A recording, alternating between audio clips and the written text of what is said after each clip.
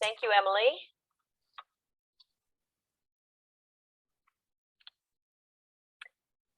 Just want to say thank you for joining us. We appreciate you participating in this project. I actually had 2 participants who let me know they weren't going to be here, but they still wanted to stay engaged. So please don't ever worry that we're going to stop sending you notices. I appreciate your active engagement. As usual, please enter any questions that you have into the chat, and we will do our best to get to them during the meeting. Get the chat on. And as all of you know, the intent of the project is to engage state and local governments and their private sector partners in the exploration of high-resolution hydrography as part derived from LiDAR data, or the 3D data. Today's agenda, Sue Buto, the USGS Hydrography Data Acquisition Lead, is going to give us a brief 3D-HP update, and then we're going to have a little discussion about building the state 3D hydrography community, and then an actual discussion about the use of NHD plus high res. And with that, I will turn it over to Sue. Thank you, Linda. So not a ton of updates, but the big thing for everybody to be aware of is that our elevation-derived hydrography specifications have been updated. Those of you who have been looking or learning from those documents will know that they were originally published in 2020 as USGS techniques and methods documents. Those reports are a little hard to update because we have such a rigorous review process that has to go through our publication network. So we are mirroring the way that the LiDAR-based specification updates their specifications and have put all the information online, and the specifications will now be versioned in a similar way to the LiDAR-based specifications for those of you who are familiar. So Linda put a link to the specs, the new specs page in the chat. And please take a look and let us know what you think. I will say too that the actual document, the specification document, the techniques and methods report, has a wealth of information in it in terms of techniques and methods and other information. So it's still a valuable resource, but we request that you refer to the new and updated specifications when you're looking to just actual specifications for the data. And the representation, extraction, acquisition, and I always forget what the read rules are, have not yet been updated, but they will be updated in a similar way. Representation, extraction, attribution, and delineation rules. So we'll keep you guys posted when that happens. Update on our pilot study, the Southeast Texas pilot, which is the first pilot that we did in CONUS. The data has passed inspection or validation, and we will be conflating them into the NHD when feasible. We have a little bit of an issue with the conflation tool at the moment, so conflation is paused while we work through that. And the other pilot data in Pennsylvania, South Carolina, and Oregon are progressing in various stages, and we'll keep you guys posted as those progress. Next slide, please. We do have some planned presentations around 3DHP at the Esri User Conference coming up the week of July 11th. This is actually pending Department of Interior approval to attend. We're still waiting for that final go-ahead from DOI. We hope to see that very soon. But I've listed the relevant presentations starting Sunday at the Water Resources meeting in the afternoon. The morning will be focused on Esri, new things happening with Esri, and then we don't have an agenda yet, but we'll be presenting on 3DHP sometime after the lunch period.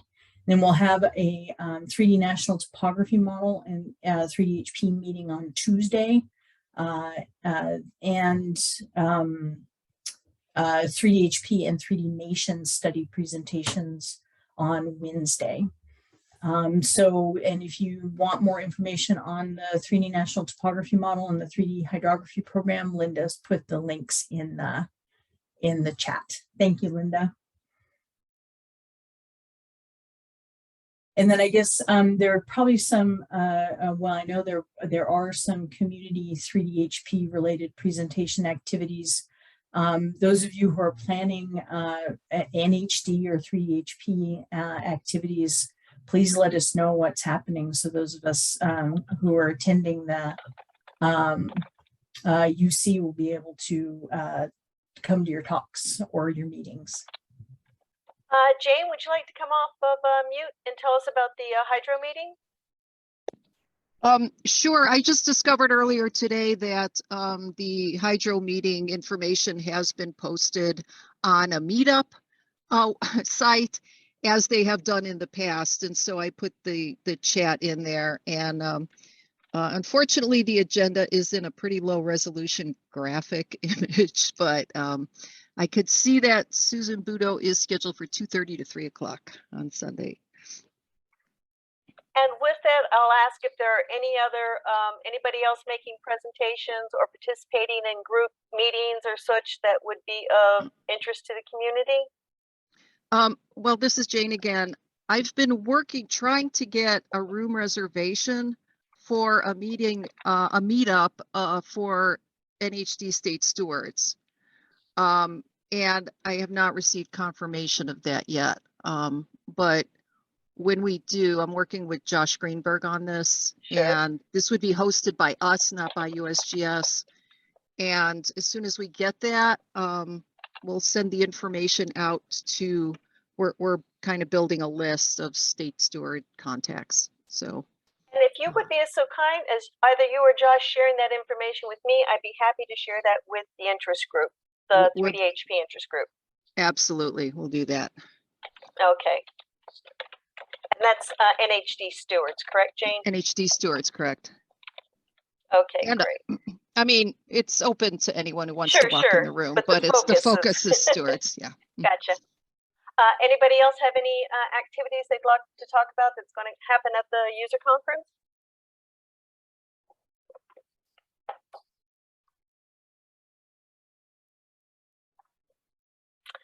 All right. If you think of something, please put it in the chat. Thank you. So one of the activities that we've identified that we want to get busy with this year, something we feel we can move forward to, and this came out of the critical factors discussion. And please, I should put the link in there. Please go look at those. Is starting the process of building your state 3D hydrography community. That coordination is going to be critical for being in shape for the proposed program. Intended program. I missed that edit, didn't I? So the intended program. Obviously, you need stakeholders, right? If you're going to be developing a national data resource, you're going to need input, you're going to need advocacy and implementations from all levels. And I don't mean just government, I mean private sector, academia, and other organizations. And all of those are critical to forming the partnerships that are required to develop the funding that's needed to do this. So this is a critical stage, and now is a good time to start forward on that. So who are your stakeholders? Well, you know, most of the state folks know who their stakeholders are, but we wanted to provide, oh, I've got some edits here, excuse me. So who are your stakeholders? Well, you know, there's the usual suspects. Let's look beyond this. Phil and I are developing a handout we'll share with you that kind of gives you a checklist of things to think about. You know, we all know about our municipalities, our government or council of governments, but let's think about tribes too, conservation districts, watershed districts, and other regional organizations. Some of those, Phil, you had some thoughts on what those other regional organizations might be. Did you want to share? Yeah, one example, it kind of falls into a watershed district, but it it isn't quite the same as, like in central Indiana, we have a White River Alliance, which is the communities all along a stretch of the White River here running through central Indiana. And it kind of falls into that last bucket of other regional organizations. And it's a specially formed organization that does not have the same marching orders or necessarily limiting the interest that maybe some of the conservation districts or watershed districts have. But just as one example. So does anybody else have another local regional stakeholder that others should think about and include beyond this list, or one of those other regional organizations? Have we missed anything on this list of local, regional, and tribal data needs? If you've got a special case or something that applies to everybody, please jump in. Okay, I'll go to the next one, but please feel free to come back to that. Obviously, your statewide data needs and availability. Your NHD stewards, we're just talking about, these guys are really plugged into the hydrography data in your state, needless to say. Many of you replied to the 3D Nation requirements and benefit study. Who did you reach out to? Who responded to that? Those folks need to be engaged. State geologists, geological surveys, obviously floodplain, your natural resource and environmental protection groups, transportation, ag forestry, culture, and historic preservation. And again, if you have other groups that are aware of your statewide needs and availability, please chime in. Oh my goodness, I messed up one of these, excuse me. Like, I did a little bit of copy paste here. The commercial enterprise data needs, these would be things like, you know, folks in your logging, forestry, other industries that would participate in that information. Your national and international data needs, use your liaisons. They are very well informed. They know what's going on, and more importantly, they know how to connect you to those other folks. So use your national map liaisons, state and regional offices of other federal agencies that are involved, that are part of the 3DHP working group. I know a lot of you work directly right now with your Forest Service or NRCS or FEMA, and know where those state and regional offices are and include them in your planning. Again, conservation organizations, and Nature Conservancy, and agricultural interest groups as well. But those are your national and international folks who have a big, broader perspective. And in the center, I want to be sure that we include our data development subject matter experts. These are our LIDAR consultants, our hydrography consultants, and our university researchers. So you know your community, so you need to sort of evaluate this list and determine who is going to bring the most to your project.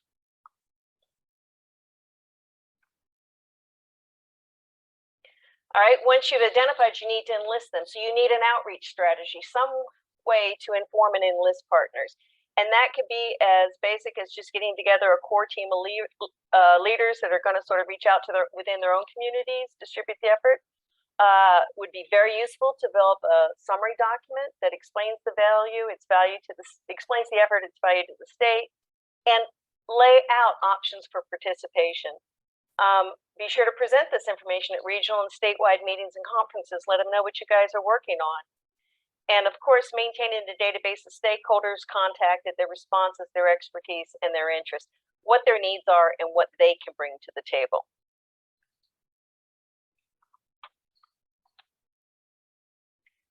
And you're going to need some measure of organizational structure.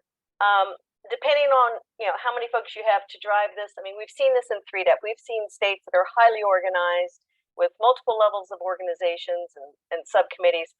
But this is kind of a simplest to more high involvement. But an email list, just getting together a list that you can use to inform stakeholders about status and opportunities for engagement. A statewide community practice, maybe led by that core team that you establish. Maybe they reach out and then you get your core group of folks who can participate in the community of practice. If you can go larger than that, a hydrography working group would be great. That'll have different levels of leadership, possibly subcommittees, and again, specific opportunities for engagement. And then finally, if there's a state agency that can take a leadership engagement role, that's very useful because that's more resources available. It's a central point of coordination. And you want to make sure that it's led by the agency that's most active and informed in the development and use of hydrography data. So take that first step. First of all, consider how those stakeholders can be identified and listed and engaged, because to most effectively develop the partnerships, keyword, necessary to acquire and fund 3D hydrography. Create a framework for collaboration by developing unique project objectives and specific roles and responsibilities. If people are told how they can plug in, they're more likely to do it rather than, hey, you can be part of this too. And then for more detailed information, as most of you know, we developed similar guidance for the 3DEP program, 3DEP Planning and Acquisition Guide. And I will put that link into the chat if you want something a little bit more detailed that can, you're just going to have to do some substitution of hydro for elevation. I'm looking back on some of these suggestions. This is great. Shauna Ray, you're asking Central Arizona Project. Do you want to elaborate on what that is and how that might benefit your project?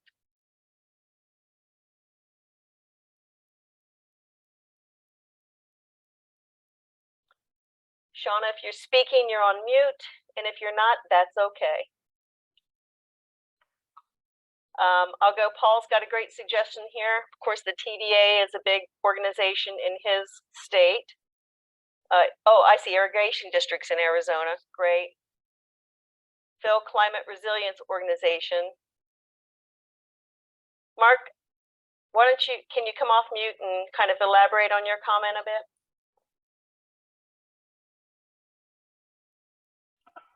Sure can. Found that unmute button there. I know. It moves around. The screen keeps moving around for some reason. I don't know what's going on. So yeah, we're through the first pilot and sub-region in our EDH project. So our stakeholder group keeps expanding. So we have a state agency advisory committee we put together, multiple members from DOT, Environmental Great Lakes Agency, or Department of Natural Resources, or Department of Agriculture, Rural Development. But then outside of there, we've got a lot of folks like the U.S. Forest Service for culvert data that they've collected from different projects on their national forest lands. We have, I don't know, I know it's unique to, it's big in Michigan. I don't know how unique it is across other states, but Michigan has local drain commissioners because of all the various drains across the state for moving water off the lands, especially in the flat areas. So there's a lot of key data if they have that in GIS format to consider in the flow of the data. So that's a key one. We've been going around to conferences and things like that. And then culverts is a big thing, you know, culverts and drains tying into this. So road commissions, other local entities that might have digital culvert data. And then we've been tying all this in. We've been trying to work our schedule. Again, we're just starting, so it's a multi-year project, but we've got we're working with the NWI, so they're remapping wetlands in Michigan. So we're trying to time things with the parts that they're doing. And they have partnerships with Ducks Unlimited, part of that too. So, and then Ducks Unlimited Trout, or is it Ducks and Trout Unlimited, I think is the one. The DNR is working with them on culverts across trails and other areas. So again, from a culvert standpoint, there's some of those non-governmental organizations that are tied into our project too, as well as the universities that are doing different engineering or culvert projects.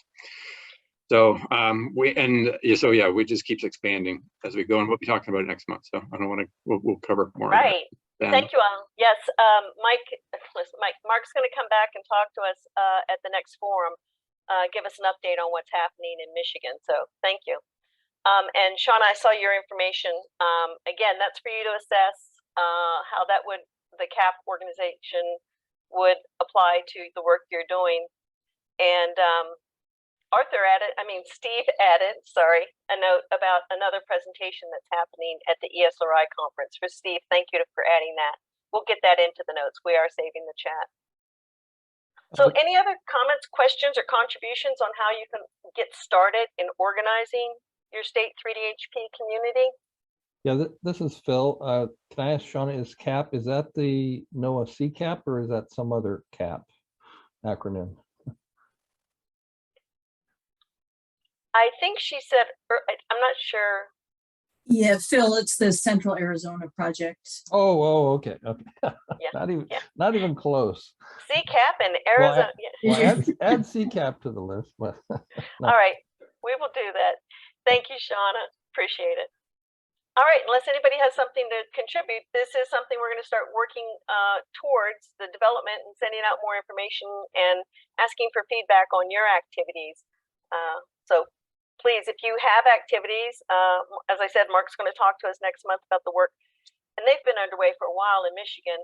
But even if you're just starting out, we'd love to hear from you. So please contact Phil or me and let us know, and we'd love to line you up for a presentation to the larger group.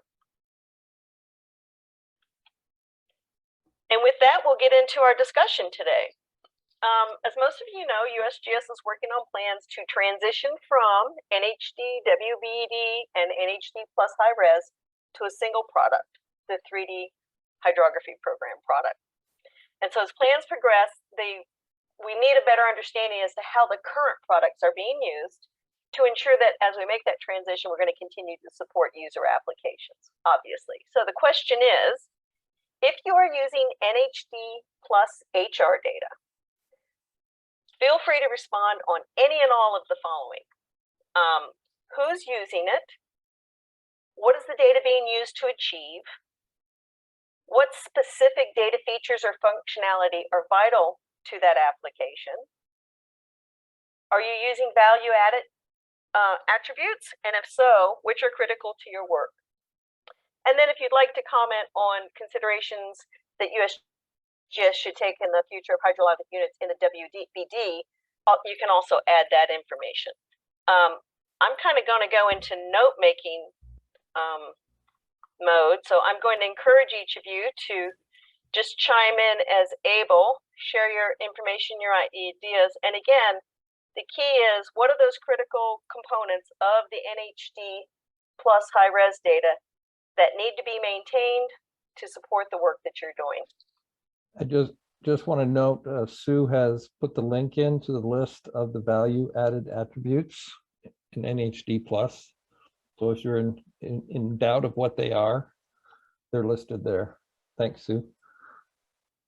No problem, Phil. And if anyone can pronounce one of those attributes in a logical way, I would love to hear it.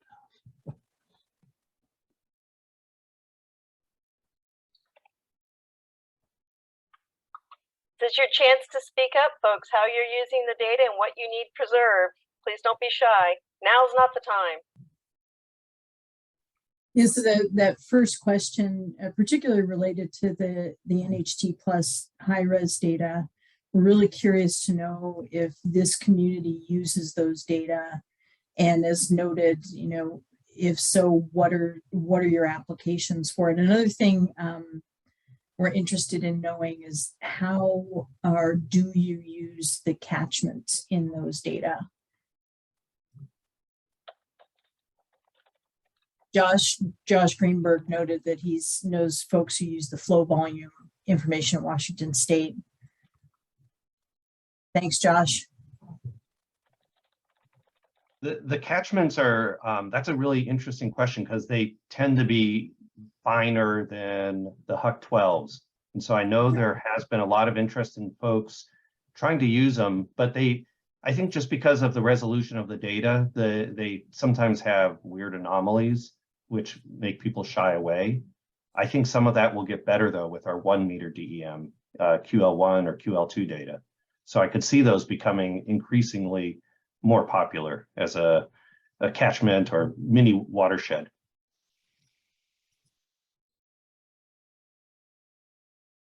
Thanks for that, Josh. Yeah, I think that's probably fair. Anybody else? You guys using the NHD plus high res, or are you? Yeah, do we just put this down as no, Sue? Right, or are you focused on the NHD? Jane? Well, this is something that, I mean, the last couple of slides about, you know, figuring out who the stakeholders are and all of that. That's something that I'm really struggling with right now, on how to connect with all those groups, and find them. I know they're out there.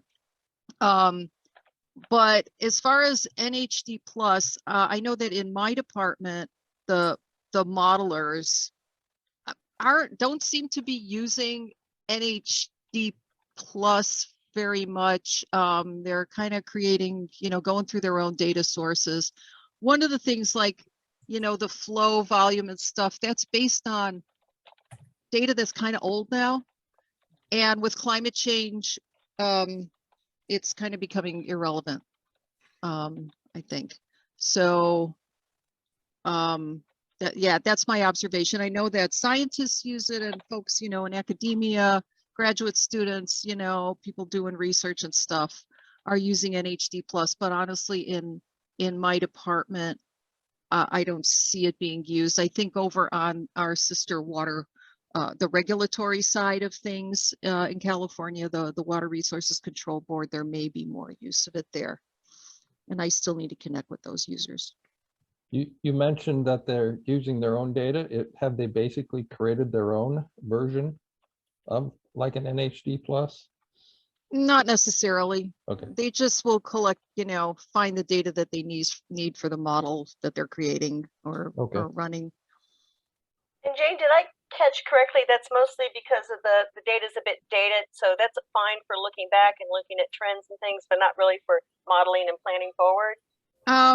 That's kind of my observation. Okay, I don't have a lot to back that up, but it's a hard sell for me, you know, because I mean we've got, you know, climate change built into every model that's being used now in the department.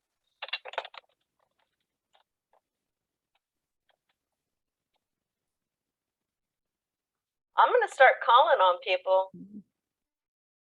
Y'all know I'll do it.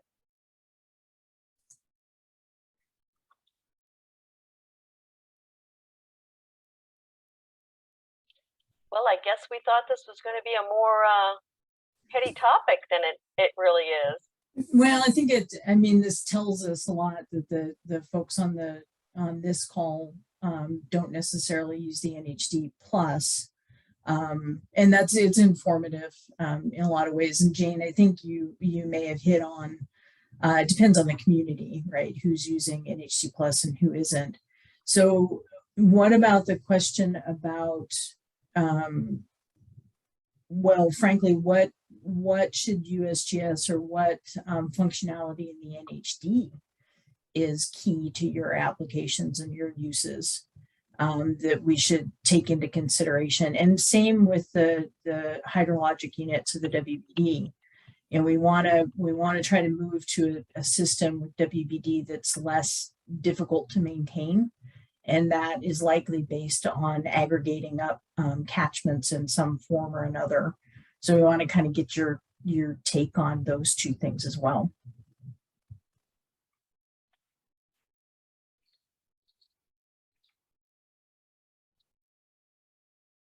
So what can't you live without that's in the NHD?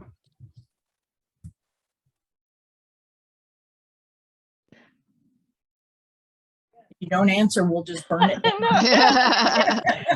their whole concern about the transition time, right? So, right. And feel free, I want to encourage our private sector partners to contribute too. I mean, you're doing a lot of work, you're doing a lot of consulting. Are you all using it?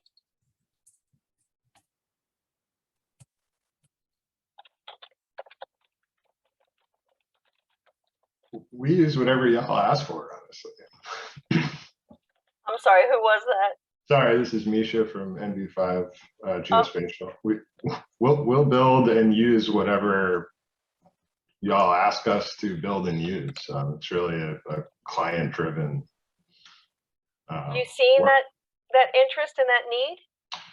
Well, we've seen interest in expanding sort of the information available from the EDH projects or products, but it's not necessarily tied sort of directly to the value added attributes that you have in the NHD plus. I think understanding bankful and catchments and it's actually, the going to fine scale catchments at this point, when you have a good stream layer, is a pretty automatable process, right down to the naming and sequencing to fit into the WBD. And so I think that would be super useful as people want to really dig into very site specific information. Otherwise, where I think this stuff really the rubber would start to hit the road is for some of the inundation modeling and kind of understanding how this stuff will feed directly into sort of FEMA's program and identification of priority areas, or really fine scale land cover to support runoff analyses and things along those lines. With a little data fusion, you could start to populate these networks and watersheds at much higher both resolution and spatial scale of information. But it's one of those, until we build it. Right.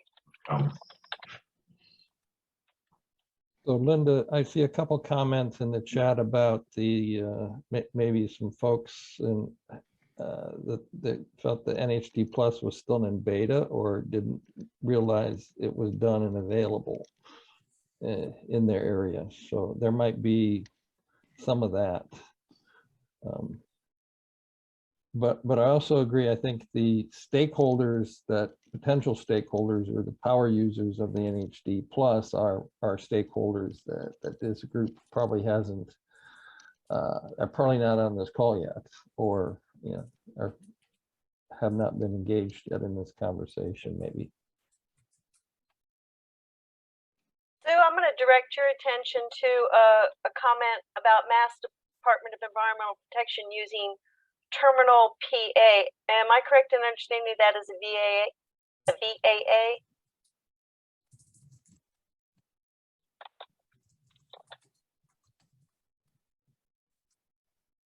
Yes, I'll answer that this Sal, right. It is one of the value added attributes. Terminal path ID is what that's short for. Thank you, Al.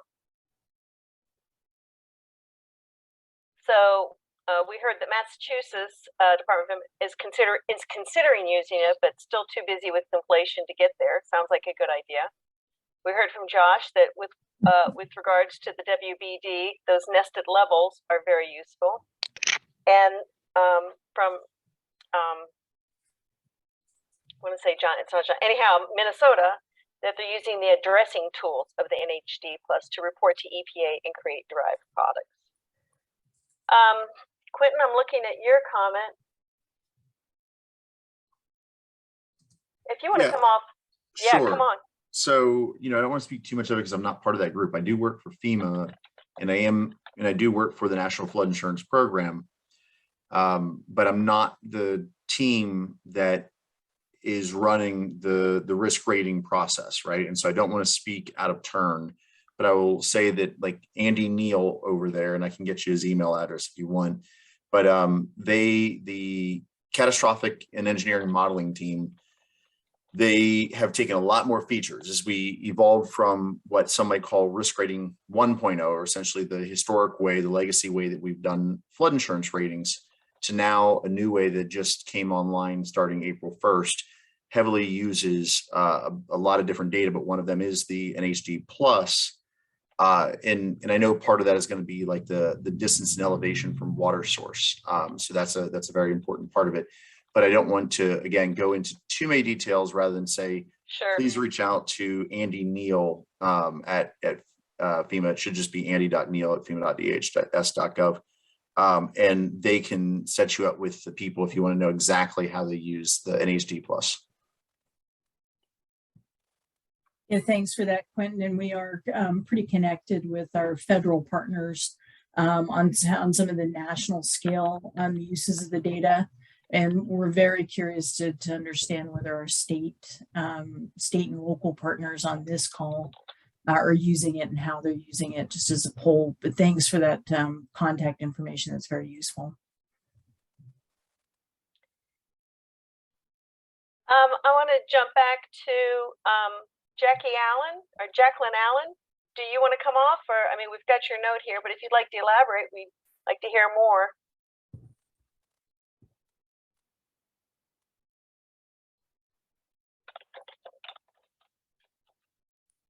All right, maybe I'll read Jackie's note, and then if Sue, if you want to elaborate. She says, for the Louisiana DEQ, we rely heavily on the NHD flow line geometry, especially for the integrated report to display on our maps and get assessed river miles and polygons for lakes and wetlands to get assessed areas. Also WBD for HUCs like HUC 12 to help with land use analysis. And she's used the VAA to help bring in the stream order for co-workers. I didn't know if you want to make any observations on that, Sue. Oh, sorry, I had to change my headset, but if you have any questions, I can try to elaborate. Sorry, I just had in the regular headset. I got you, Jacqueline. I think a lot of folks are on like not speak mode, so that's good. So yeah, if you want to elaborate on any of that. Well, Jacqueline, can you elaborate a little bit when you say NHD flow line geometry? Just the basic flow line network we use pretty extensively to maintain our maps and our assessed waters. Like when we submit to US EPA attains, we have to kind of report the segments that are being assessed with our water quality sites. So we have the NHD flow lines extracted, and then we break them by our subsegments, which are similar to HUC 12s. We'd like to transition, but that's gonna be pretty complicated. But we pull out those flow lines, or if it's a different type of area, like a wetland, the polygons or lakes, and we submit those back into US EPA attains to represent our assessed water, and then we display that on our assessed map for each integrated reporting cycle and whether the water body is fully supported or not supported. And we just use it extensively. And I actually work with the NHD steward, John Sheehan, and he recently got the Louisiana coastline is missing a lot of data. It got kind of deleted at some point accidentally, or something happened, but we got it contracted to fix. So we have like everything under the intercoastal waterway is kind of repaired, but we don't exactly have that into the NHD yet. So that's something we're trying to work on as well, to get all that flow line stuff in that's missing. And then we also hope to eventually like do the event editing where we tag our water quality to the NHD, but that's all just kind of in the future. I don't know if that helped, but let me know if I can clarify anything. Yeah, that helped a bunch, Jacqueline. Thank you. Yeah, this is Dave Blackstone. I'll put on my hat when I was with the DOT, but they use a product called Stream Stats to do a lot of their analysis for when they replace culverts. And I don't know if it's applicable to this conversation here, but will this data set be compatible with Stream Stats? The 3DHP data? Either that or the NHD Plus. I mean, they currently are using a older version, I believe. Again, a little out of my area of expertise, but a lot of DOTs use Stream Stats. I believe it might be with the old NHD.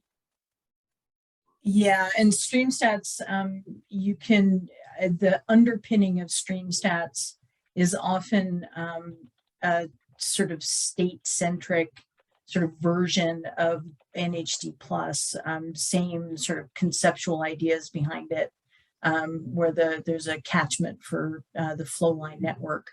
And you can adapt NHD Plus to work for Stream Stats. That's been done in the past. So I would say yes. I mean, these products, NHD Plus and our future vision of 3DHP would support those kinds of applications. And I guess in the same vein there, I know you've established relationships with other federal partners. Federal Highway, has that been one of the ones that have been involved in your discussions? Not yet. Again, they oversee and set a lot of the standards for the states for both flow analysis. And they've actually got a couple applications that are what they call AASHTOware, which is available to DOTs for scouring of bridges, whatever. And they're trying to go into more of a 3D model. So that may be some conversations. Yeah, Thank you, David. Yeah, that's a great point. Thank you. Yep.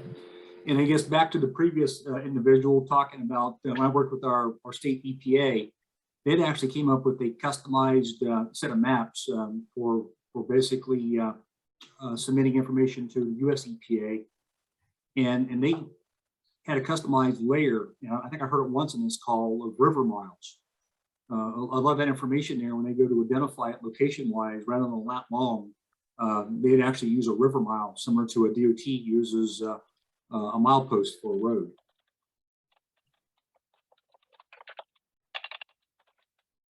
Yeah, that's super important to know. I'm going to jump back to Jane. She's had a few comments. First, I want to address her first comment about should we be inviting our interested NHD users to these monthly calls? Yeah, that is your call, Jane. You know your community. If you think they're going to benefit from us, do you think if we're going to benefit from their knowledge and understanding, please feel free to extend these invites. So I'll address that one. But if you want to come off and talk a little bit more about the need for the HUC 14 creation, the pipeline, stream gauges, you've entered a lot of information. We want to hear from you. Okay. Yeah.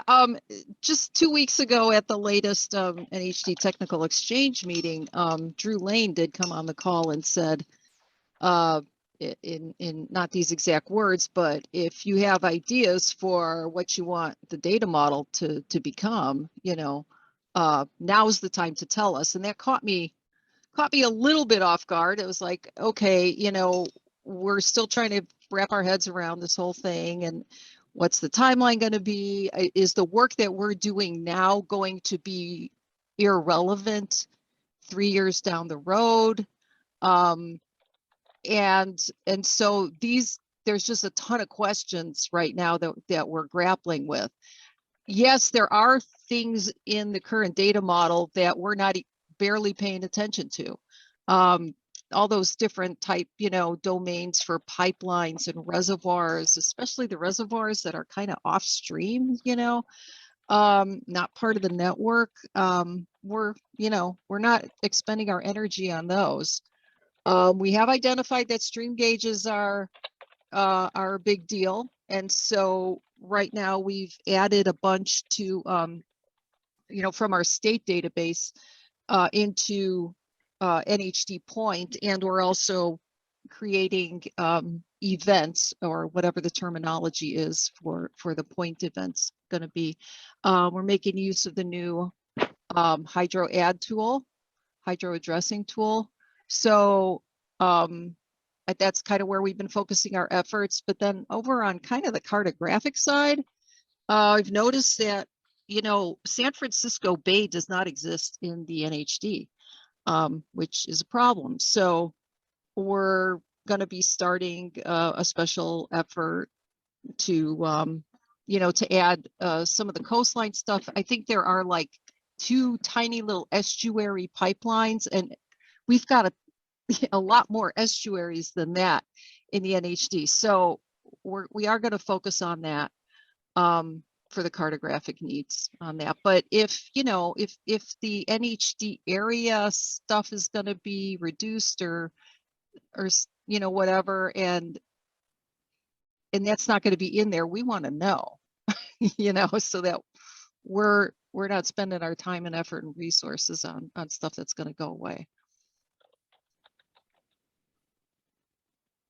Yeah, thanks, Jane. And we've talked about, we've kind of skirted around that and talked about it a little bit, having a conversation with you guys about, you know, what maybe is useful to be working on your end as we work to develop the data model and develop what we intend to port over or have in the 3HP. So we need to have that conversation. I will say that we are right in the middle of planning discussions. So things will start, I think, to come a little clearer for us as well as we go forward, and maybe we'll be able to have those conversations reasonably soon around, you know, what's useful for you guys to update. I will say this, that the intent is to greatly simplify the data model and start to get rid of a lot of the ancillary F types. And you know, all the pipelines and reservoirs. I think at one point, and I don't know if they're still in there was swimming pools in some areas in the NHD. And we cannot have a national scale data model that is as sort of specific as that. So I think that's one key, is the intent to simplify. And I think the intent is to, you know, not assume that we'll get it completely right the first time around. There'll be a pared down, you know, version 1 of the data model, and then we'll build on that to get the data to a place where it's useful for a large proportion of our users. And I will also say that, you know, there's a lot of power in addressing tools and systems, and that's another place we want to go. So if you have information that you want on your flow lines or your water body or whatever, being able to address that information means that we can maintain a lighter data model, and y'all can manage the data that you want, or the information that you want see on the data, if that makes sense. Yeah, it does make sense to do that. We have been looking at addressing and creating our own data sets that we'll be managing on our open data site that are addressed to the NHD. Lexi added the HEM tool with a question mark. I'm not sure, is that a NHD plus high res functionality? Yeah, the HEM tool was our hydro event management tool that is now managed through the hydro ad tool. And Lexi, is that what are you asking if folks are using the HEM tool?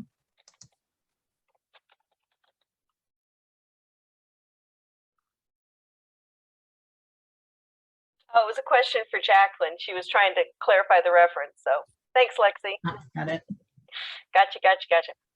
Anybody else? Comments, questions, thoughts? What are your concerns as we change these data models? Josh had a comment. Does HydroAd work with NHD Plus?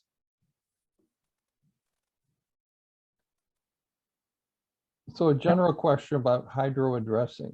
We see states, you know, may have already done addressing off of legacy line work, legacy stream drainage, and as new elevation drive hydrography replaces it, what happens to the address now that it's literally a different distance, mileage? We know it's going to be different. We do know it's going to be different, and it is a maintenance item for sure. As the streamlines get aligned with the elevation and more accurately mapped, frankly, the addressing on those any events or any data that you have addressed to the stream network is likely going to need to be maintained and updated. And I am not an expert on hydrographic addressing. If we need to have that discussion, we should maybe schedule a discussion with those folks in NGTalk who are. Yeah, I think that would be a good future discussion.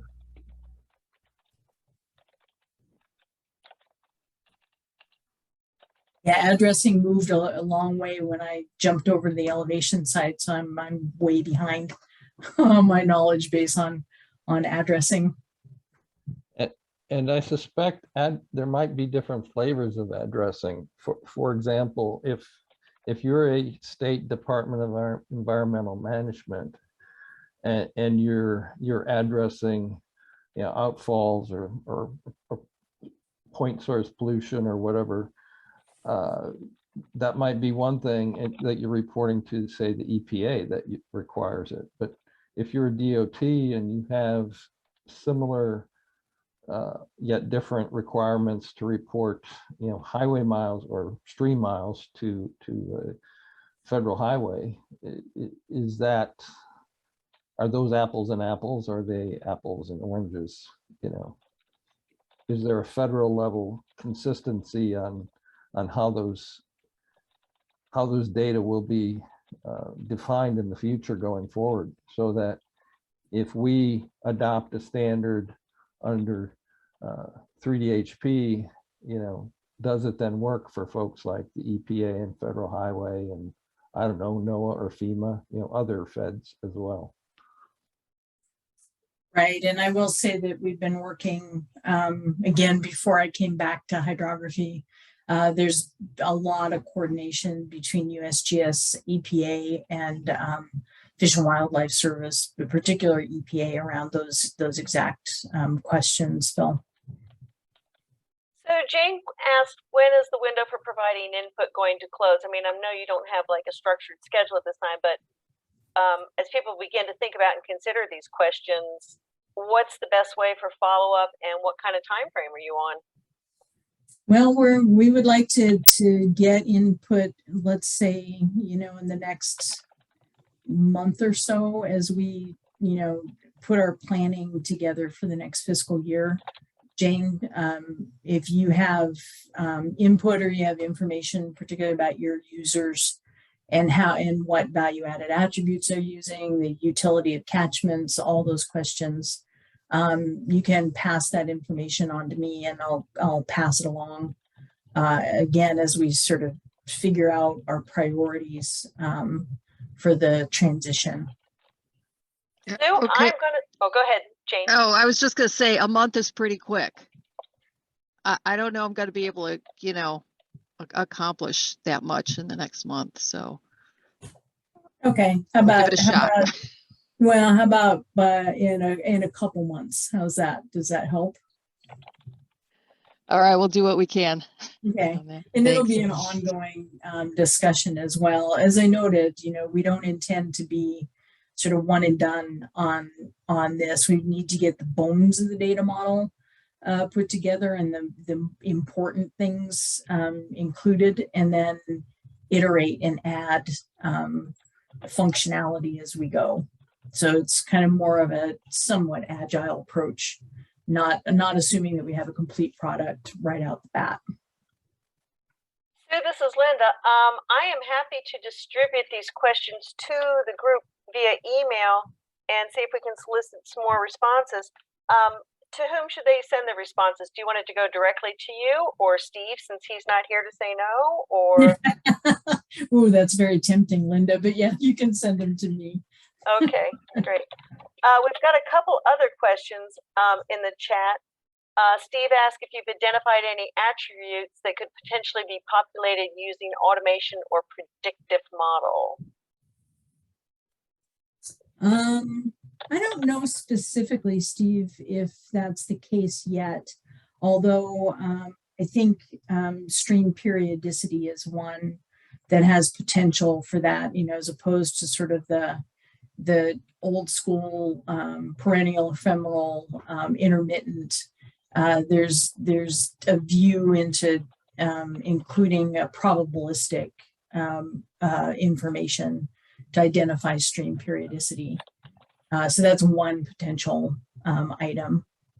Do you have any ideas on what potentially could be automated? Yeah, hi. You know, I don't. I was just posing that question because it occurs to me that as the number of these features goes up when we're trying to map a more finer and finer scale, you know, it just the thought of manual a population of these attributes seems overwhelming. So I'm just curious if, once we do have elevation derived hydrography features like a flow line with Z values along the segments, how we can use that information in conjunction with other layers that we have at a high resolution these days. I'm just thinking LiDAR derived products, such as like a high res land cover map or geology maps and other layers to just try to in effect have a way to populate these fields where it kind of takes the guesswork out of it. It's something that can be well documented and tweaked over time, I suppose. But I just feel like we're at the point where we should be able to pull off some automation of these attributes. But forgive me, because I don't have a lot of experience working with the NHD data, other than I use it cartographically for it's the go-to all the time. But yeah, I just thought I'd mention that just to see what kind of thoughts you might have. That's interesting. Yeah, and I'd actually be interested to hear responses or thoughts from some of our private sector partners who are actually doing most of the hard work on elevation derived hydrography. And then, Sue, one more question from James Say. How will groundwater or underground stormwater infrastructure be incorporated? Will be the same as the current NHD? The short answer is we don't know, but we do need to add that some research into how we're going to incorporate particularly stormwater infrastructure. We know that it's a lack in the current NHD. We have, one or two notable examples where there's been work done, for instance, in the DC area to incorporate stormwater, but we don't have a set plan yet, other than we know that that's something that we need to add in and do better with. So I probably shouldn't ask this, but did I understand from an earlier discussion that the focus is going to be more on the entry and the exit, not necessarily the underground network? Yeah, I think so. I mean, I don't think we can, map the entire underground network necessarily, particularly in geometric connections, physical connections, but we do need to understand or be able to direct flow in the right way, and potentially to multiple outfalls as necessary. So those are the kinds of things that we need to research and figure out the best way or a better way maybe to do that. All right. Yeah, Go that's ahead. just a note. I think Steve mentioned this when he one of the discussions we had. That's one of the things that we're looking at with catchments. Can you create flow tables, for instance, that allow you to not have a physical connection, but allow you to direct flow using a flow table or some similar.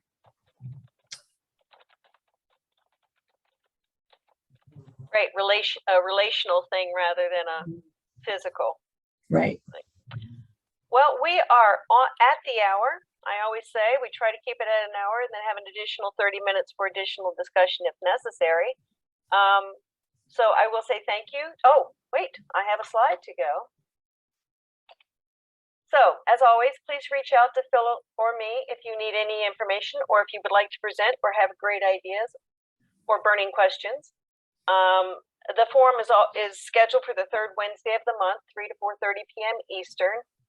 Watch the interest group and the calendar for registration information. I apologize, the registration has to be generated every month, and new call-in information as what you all are well aware, Zoom call-in security reasons. So watch that calendar, watch for notices when registration is available, but please pencil that into your calendar as is. And we will be coming back together on July 20th with a forum. Again, we're alternating every quarter with an interest group meeting. So the next forum, and Mark already spilled the beans, they're going to be talking about stakeholder engagement. So Jane, be sure to call back in. and he's going to provide some interesting. I know that he's working with NV5, and we're going to see some hydrographic oddities as part of that presentation as well. So I want to thank you all for joining us today. We're happy to hang on if anybody has specific questions, but other than that, we appreciate the input. And as Sue suggested, I think I will send this out to the group. So if you have additional thoughts, you'll have Sue's contact information. You'll have the questions, and you can contact Sue directly. So, and Sue, if you can hang on for a few minutes, we'll just see if there's any additional questions, and we'll thank you all for joining us. Absolutely. Thanks, everybody. Thank you.